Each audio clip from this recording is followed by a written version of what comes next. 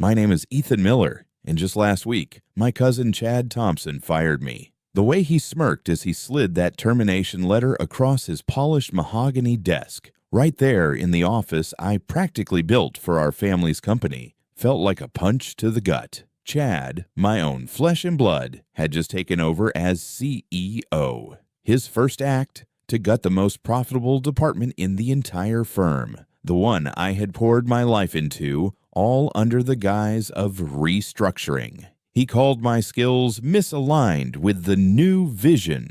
The truth, my skill set was the foundation of his entire vision.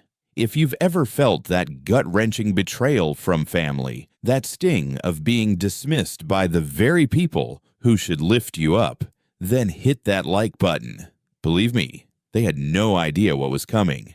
Growing up in the Thompson family was complicated. My aunt and uncle, Chad's parents, always had a special kind of favoritism for their golden boy. Chad was always the one destined for greatness, the one whose every mediocre achievement was celebrated with grand fanfare. Meanwhile, my own accomplishments, no matter how significant, were met with a shrug, a dismissive, "That's nice, Ethan," or a quick change of subject. I remember graduating high school with honors, earning a full scholarship to the state university. My family barely mentioned it. That same week, Chad, who barely scraped by, got a brand new sports car for simply getting into a decent, albeit expensive, private college. It wasn't about the car, but the clear message. His path, no matter how unremarkable, was always more important than mine.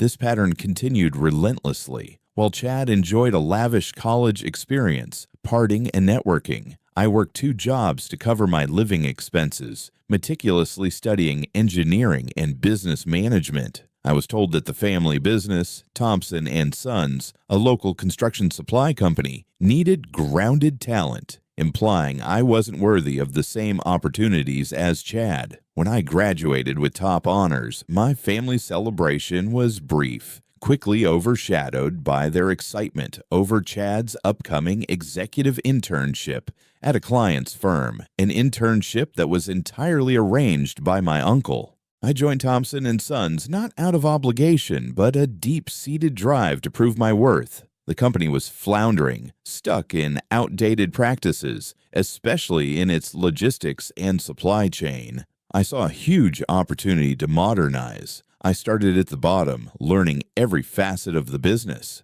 My idea was to create a cutting-edge logistics department, leveraging new tech to optimize delivery routes, manage inventory, and develop strategic partnerships. When I pitched it to my uncle, the then CEO, Chad, who was already floating around the executive offices, scoffed. "Logistics? Ethan, we're a brick-and-mortar business. Just send the trucks." Despite the dismissive attitude, my uncle, perhaps seeing my relentless dedication or simply being desperate for a lifeline, gave me a shoestring budget and a small team. Those early years were a relentless uphill battle. I worked absurd hours, often sleeping on an old couch in the warehouse. There was constant resistance from older employees set in their ways, and subtle sabotage from Chad, who resented any attention that wasn't directed at him. He'd forget to pass along important messages or lose my budget requests. I faced countless moments where the sheer exhaustion and constant undermining made me want to walk away, but the burning desire to prove them wrong, to show them what I was capable of, kept me chained to my vision. Slowly, meticulously, the new logistics and supply chain department began to transform the company. Our efficiency soared, costs plummeted, and our customer satisfaction ratings went through the roof. We started winning major regional contracts, business that Thompson and Sons had never even dreamed of before. My department, the one Chad dismissed as a side project, became the financial backbone of the entire company, generating more revenue and profits than any other division. I innovated, I optimized, and I built an incredibly loyal and competent team who believed in the radical changes I was implementing.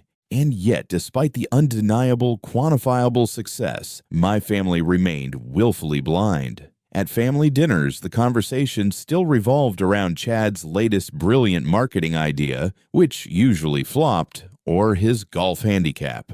My department's record-breaking quarterly reports were simply absorbed into the company's overall positive outlook, with credit often subtly redirected to my uncle's steady hand or Chad's strategic vision. There was never a genuine, heartfelt acknowledgement of my contributions, just a quiet expectation that I would continue to perform miracles while remaining in the shadows. A few years ago, when the broader economy took a downturn and many local businesses struggled, it was the sheer profitability and efficiency of my department that kept Thompson & Sons from going under. I worked nonstop, renegotiating contracts, finding new avenues for revenue, and ensuring our operations remained lean. The company survived, but the accolades went to Chad for his courageous leadership and to my uncle for navigating the storm. It was then that a cold, hard realization settled in. Their dismissiveness wasn't accidental. It was a deliberate choice. They were fundamentally incapable of recognizing my value because it would force them to confront their own biases and insecurities. It was then I started to quietly prepare. I began meticulously documenting every success, every innovation, every instance where my work was either stolen or undervalued. I began to forge deep connections outside the family business, building relationships with key industry figures, investors, and potential partners who recognized my talent and vision, regardless of my last name. Then came the announcement. My uncle was stepping down and Chad would be taking over as CEO. The family rejoiced, prophesying a new golden age for Thompson & Sons. I offered my congratulations, a polite smile fixed on my face. Knowing this was the final turning point, Chad, puffed up with his new authority, immediately began making sweeping, illogical changes to my department. Changes that showed a complete lack of understanding of its delicate operations. He brought in his old college buddies, installing them in key positions above my experienced team, and openly questioned my established, successful methodologies. The writing was on the wall. His restructuring wasn't about the company's future, it was about consolidating his power and erasing any legacy that wasn't his own, even if that legacy was the very thing keeping the company alive. So last week, when he called me into his new grand corner office, I wasn't surprised. He delivered the news of my termination with a condescending pity, a barely concealed triumph in his eyes. He thought he was finally ridding himself of an inconvenient, overshadowing presence. He thought he was winning.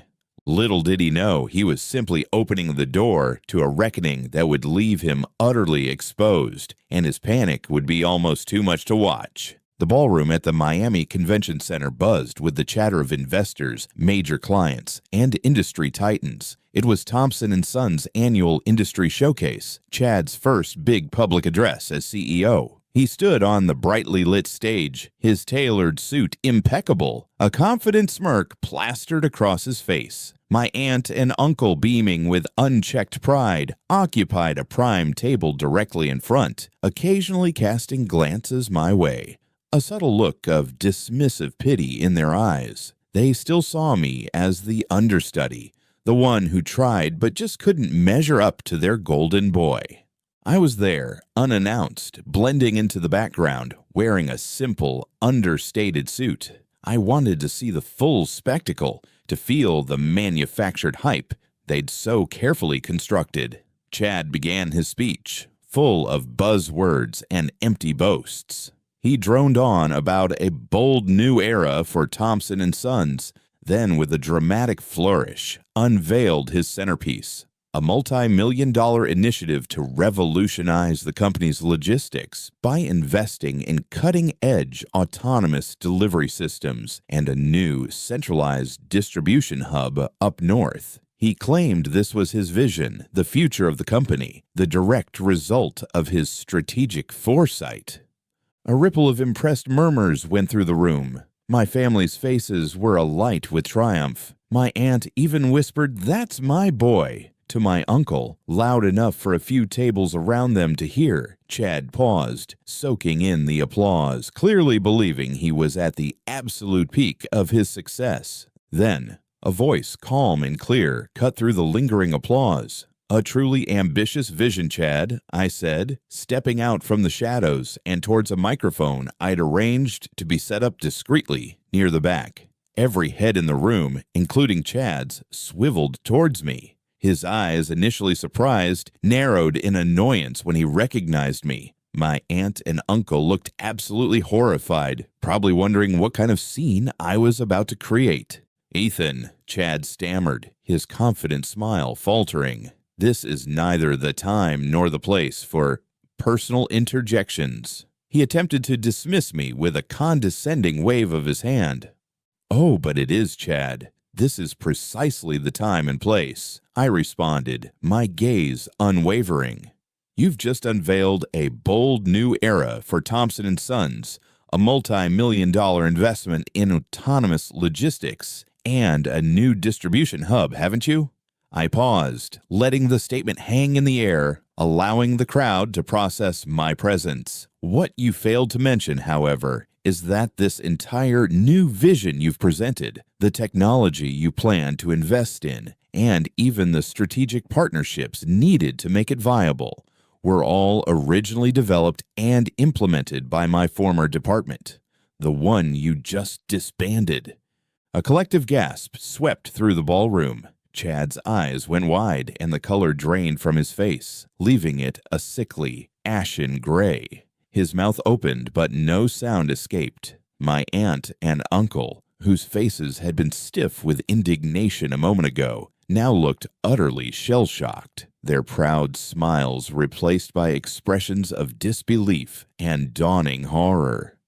"For years," I continued, my voice gaining strength, "I built Thompson & Sons Logistics and Supply Chain Department from the ground up. I championed the very innovations you're now claiming as your own. I optimized routes, streamlined inventory, and developed the vendor relationships that truly made this company profitable. While others took credit, I simply kept building." My gaze locked onto Chad. "When you fired me last week, citing restructuring and a lack of alignment with the new vision, you dismissed the very person who created the most valuable asset your company possesses." Then I turned to the audience, my voice ringing with authority. What Chad also failed to mention is that the company manufacturing the autonomous delivery vehicles you just saw on screen, the company with the exclusive patents on this cutting-edge technology, is a firm I acquired 6 months ago. It's called ClearPath Logistics Solutions.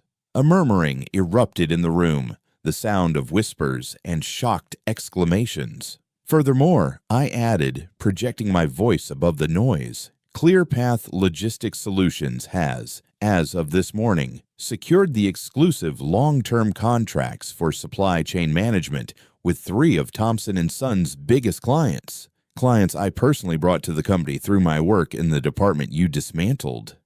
Chad swayed slightly as if he'd been punched. He stammered, That's impossible. You were just an employee." He looked around frantically, his eyes pleading for someone to intervene. Just then, Eleanor Vance, the highly respected president of the Florida Business Association and a long-standing partner of Thompson & Sons, a woman who, unknown to my family, had become a quiet mentor to me over the years, rose from her seat in the front row. Her voice, calm but firm, cut through the stunned silence. "Indeed, Chad, Ethan was an employee, and a remarkably undervalued one, it seems. As a partner who has personally benefited from Ethan's exceptional work in optimizing Thompson & Sons' supply chain, I can attest to his singular vision and relentless dedication. ClearPath Logistics Solutions, under Ethan's leadership, represents the true cutting edge of our industry. It is a testament to what can be achieved when genuine talent is allowed to flourish, rather than being stifled by outdated practices." She turned to me, a small, knowing smile on her face. Ethan, congratulations. ClearPath's success is well-deserved, and we at the association are excited to see your continued innovation. The applause that followed Ms. Vance's words wasn't polite. It was a wave of genuine, thunderous acclaim, unequivocally for me. Chad's face had gone from pale to a ghastly green. He looked like he was about to collapse right there on stage. My aunt and uncle sat frozen, their eyes darting between me, Chad, and the other prominent figures in the room, whose faces now reflected a mix of shock, dawning realization, and thinly veiled contempt for the Thompson family's public humiliation. The immediate aftermath was pure pandemonium. Chad stumbled off the stage, his supposed triumph in complete ruins. He was visibly shaking, utterly humiliated, his earlier arrogance replaced by a pathetic, desperate fear. My aunt and uncle rushed towards me, their faces contorted with a desperate mixture of fear, confusion, and forced cordiality. "Ethan, my boy, what is this? This is our family company. We need to talk. This is a misunderstanding," my aunt pleaded, her voice thick with desperation. My uncle, usually so stoic and imposing, tried to grab my arm. "Ethan, don't do this. We can fix this. You're family." I looked at them, my heart surprisingly calm. The decades of yearning for their approval, the desperate need to be seen, had vanished like smoke. "Family," I repeated softly, shaking my head. My voice was low but firm, devoid of anger, only a quiet certainty. Family is supposed to build each other up, not tear them down. Family supports, they don't sabotage. They recognize worth, they don't dismiss it. For years, I sought your approval. I poured my life into your company, and all I got was neglect, dismissal, and finally, betrayal. There's nothing to fix here. You made your choices, and I made mine. I maintained my composure, my voice unwavering. ClearPath Logistics Solutions operates on principles of respect, merit, and true partnership, principles I never truly found at Thompson & Sons. I'm building a new legacy, one not based on blood, but on genuine collaboration and mutual respect. And frankly, your family company now needs ClearPath Logistics Solutions far more than ClearPath needs it. The Thompson & Sons company plunged into crisis. Without my department's innovations, and now with their major clients migrating to ClearPath, their core business was severely crippled. Chad's bold new initiatives proved to be financially disastrous. Poorly conceived plans built on a foundation that no longer existed. He tried to beg for a partnership with ClearPath, but my terms were non-negotiable and, frankly, designed to be too steep for him to accept without completely ceding control and admitting total failure. The company's stock plummeted, key shareholders called for emergency meetings, and board members initiated proceedings for Chad's immediate removal. The Thompson family name, once synonymous with stability and success in the Florida business community, was now tainted by Chad's incompetence and my very public expose. My relationships within the wider family fractured irrevocably. Some relatives, those who had always observed the subtle mistreatment, reached out with genuine apologies and congratulations, expressing admiration for my courage. Others, however, remained bitter, seeing me as the traitor who brought shame upon the family name. I didn't chase after any of them. The power dynamics had shifted completely. I was no longer the overlooked son, but a respected industry leader, and those who wanted a relationship with me now had to earn it through genuine respect, not inherited obligation. My chosen family, my incredible team at ClearPath, my supportive mentor, Eleanor Vance, and especially my partner, Maria, who had stood by me through every late night and every quiet frustration. They were the ones who truly celebrated my success.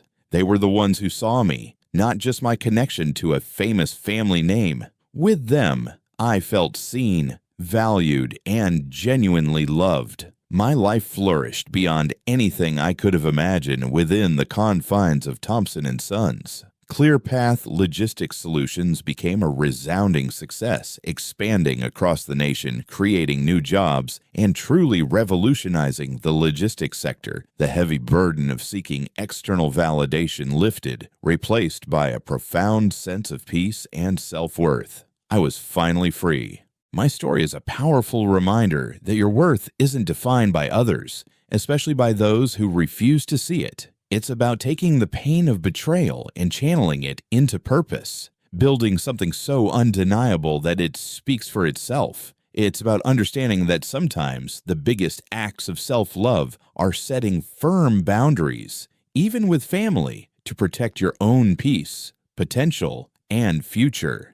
If you're out there feeling invisible, unheard, or undervalued by those who are supposed to champion you, remember this. You have the power within you to build your own empire, to forge your own path to success. Don't let anyone dim your light, no matter their relation to you. True family isn't just blood. It's who celebrates you genuinely, who lifts you up, and who truly sees and values your worth. Share your own stories of overcoming family negativity or finding your chosen family in the comments below. Hit that like button if this resonated with you, and subscribe to the channel if you believe in turning your struggles into your greatest strengths. And please, share this video with someone who needs to hear that they are enough, just as they are.